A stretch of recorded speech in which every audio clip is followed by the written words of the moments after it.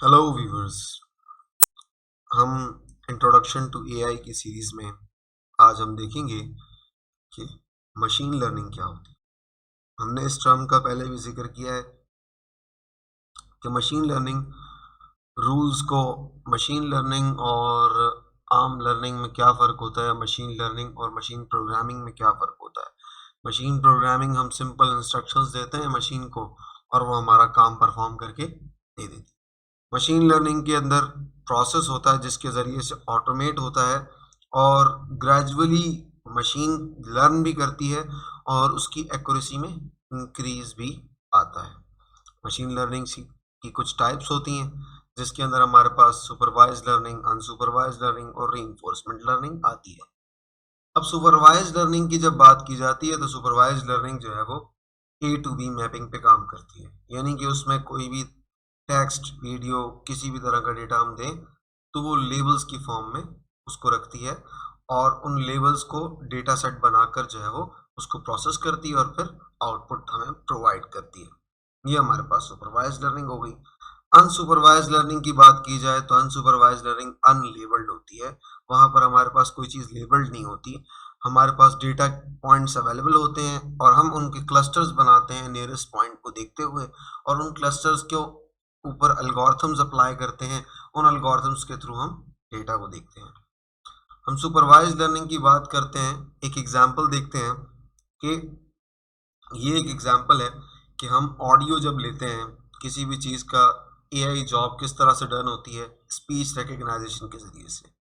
हम कोई भी चीज़ बोलते हैं, जैसे कि हम आईफोन यूज़र हो तो वो कहता है हे सिरी, तो उसको सिरी रिस्पॉन्ड करती है। अगर कुछ जो है वो उसको हम कहते हैं गूगल हमें ये चीज़ बताओ तो वो हमें टेक्स्ट की फॉर्म में बता देता है और हमारी चीज़ को समझ लेता है। तो इस तरह से हम देखेंगे कि हमारी ऑडियो जो है वो इनपुट है, आउटपुट क्या होगा हमारा टेक्स्ट, और एप्लीकेशन हमारी क्या होगी स्पीच रिकग्नाइजेशन की, यानी कि हमारी आवाज़ को पहचानने की।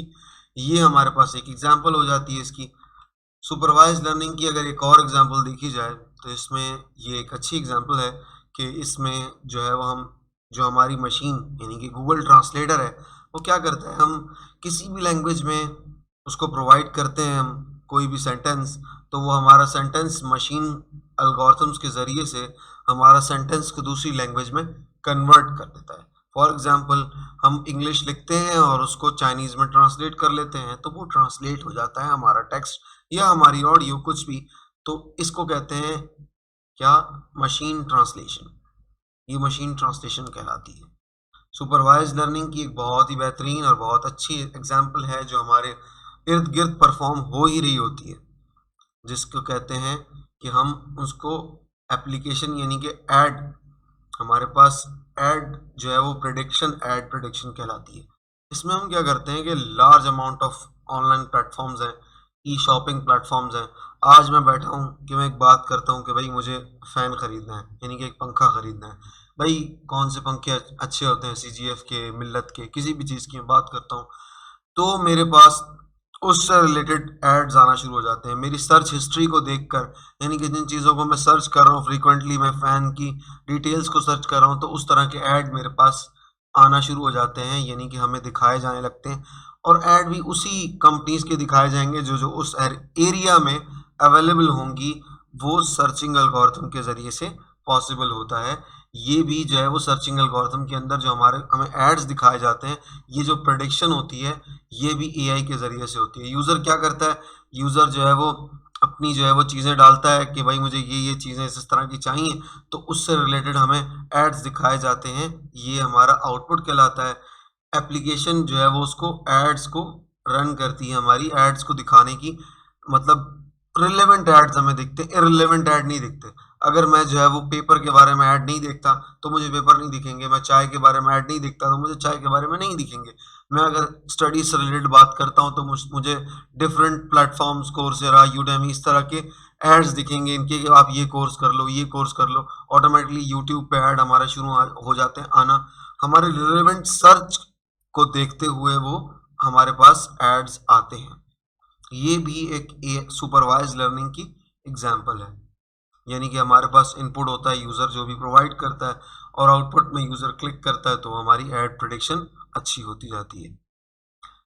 सुपरवाइज लर्निंग के अंदर सेल्फ ड्राइविंग कार जो है वो एक हमारे पास एक बेहतरीन एग्जांपल है कि हम इमेजेस ले लेते हैं डिफरेंट इंफॉर्मेशन की। हमारे पास सुपर एक सेल्फ ड्राइविंग कार है जिसके अंदर सेंसर्स लगे हुए हैं, रेडार लगा हुआ है, ये सब इनपुट ले रहा है, कैमरा लगा हुआ है, वो इमेजेस ले रहा है, सैटेलाइट के ज़रिए से हम इमेजेस ले रहे हैं, उन सारी इमेजेस को इंफॉर्मेशन को गैदर करते हैं और आउटपुट में क्या होता है, कार की पोजीशन अपने आप सेट होती है, कार ओवरटेक करती है, कार अपनी लेन चेंज करती है, कार अपनी स्पीड सेट करती है। ये सब किस पे डिपेंडेंट होता है, हमारे दिए हुए इनपुट पे। तो इसकी एप्लीकेशन हमारे पास क्या डेवलप हो जाती है, सेल्फ ड्राइविंग कार। अब एक और एग्जांपल हम देख लेते हैं सुपरवाइज लर्निंग की। सुपरवाइज लर्निंग की एक एग्जांपल है मैन्युफैक्चरिंग इंडस्ट्री में कि हर चीज़ में ना एक इंस्पेक्शन टीम होती है कि भाई एक एग्जांपल लेते हैं, एक मैन्युफैक्चरिंग लाइन है जहाँ पर जो है वो असेंबली लाइन है जहाँ पर फ़ोन्स मैन्युफैक्चर हो रहे हैं। अब फ़ोन्स मैन्युफैक्चर होकर लार्ज अमाउंट में आ रहे हैं, उसकी इंस्पेक्शन जो है वो कोई भी मशीन भी कर सकती है। अब अगर मशीन करने लगेगी तो बेहतर होगा, अगर वही इंस्पेक्शन इंसान करेगा तो क्या पता 100 पीस मोबाइल के देखे एक उसकी नज़र से छूट जाए। पर मशीन के लिए ये चीज़ बिल्कुल भी पॉसिबल नहीं है।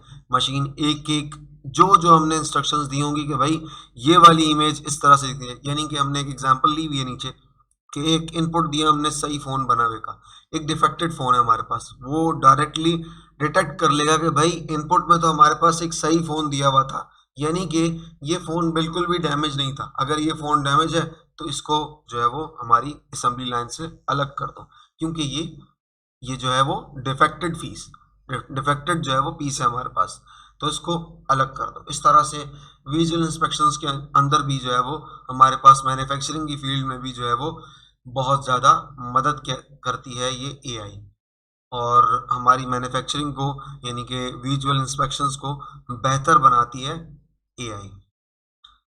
अब एंड में हम जो है वो सुपरवाइज लर्निंग की डेफिनेशन को देख लेते हैं। सुपरवाइज लर्निंग हमारे पास क्या होती है, ये एआई की जो है वो एक जो है वो कह सकते हैं कि मशीन लर्निंग की एक ब्रांच है। मशीन लर्निंग की जो है वो अंदर एक ब्रांच है जिसको हम सुपरवाइज लर्निंग कहते हैं। इसमें हम क्या कहते हैं, इनपुट और आउटपुट देते हैं, यानी ए टू बी मैपिंग करते हैं।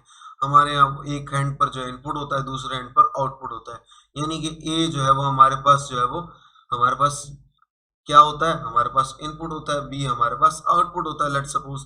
तो ए टू बी मैपिंग कहलाती है हमारे पास सुपरवाइज लर्निंग। इसमें हम क्या करते हैं, लेबल डेटा देते हैं, चाहे वो डेटा किसी भी फॉर्म में हो।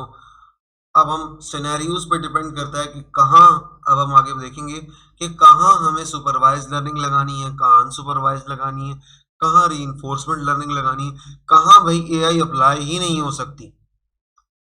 अगर हमसे कोई पूछे कि भाई एआई यहाँ अप्लाई हो सकती है, हम कहेंगे नहीं।